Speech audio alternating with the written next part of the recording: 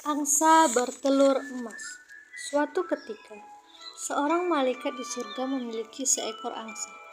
Ia merawat angsa itu dengan baik. Namun, saat si angsa itu bertelur, telur itu jatuh dari surga ke bumi. Setelah beberapa hari, seekor anak angsa menetas dari telur itu. Itu anak angsa dari surga. Bertahun-tahun kemudian, di desa terdekat tinggallah seorang petani dan istrinya. Mereka amat miskin. Mereka hanya punya kebun kecil yang ditanami sayuran untuk mereka makan. Ia bisa menjual sayuran itu dan mendapat nafkah sekaligus makanan.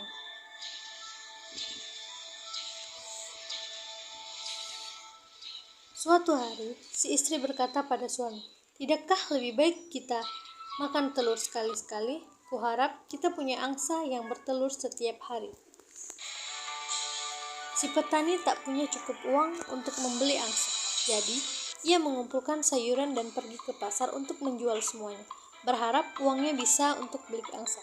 Ia membawa pulang angsa itu dan merawatnya dengan baik. Ia membuatkan kandang bagi si angsa untuk bertelur.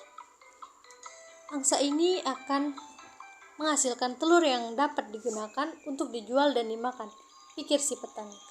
Hari demi hari berlalu. Suatu pagi, saat hendak mengambil telur untuk sarapan, ia terkejut si angsa bertelur emas. Ia tidak tahu bahwa angsa itu berasal dari telur yang jatuh dari surga.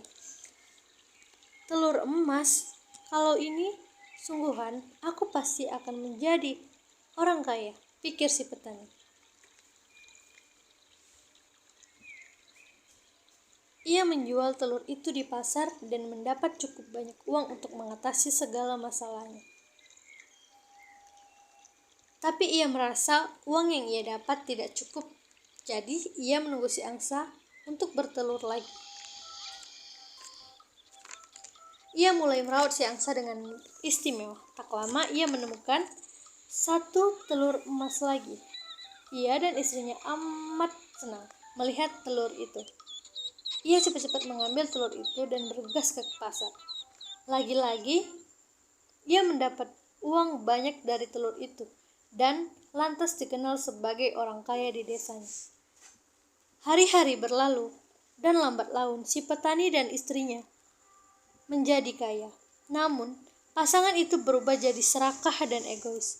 Mereka berdua menginginkan segala harta dunia ini menjadi milik mereka secepatnya. Suatu hari, si istri mengajukan rencana. Bagaimana kalau kita mengambil semua telur emas itu sekaligus? Si petani juga terpukau oleh usul istrinya itu.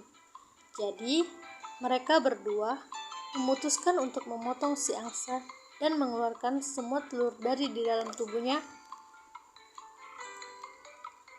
Namun, keserakahan punya cara tersendiri memberi pelajaran.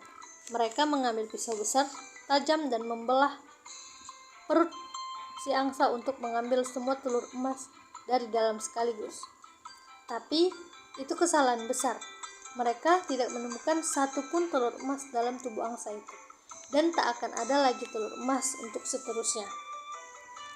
Angsa yang malang itu kehilangan nyawa dan suami istri itu kehilangan sumber kekayaan mereka.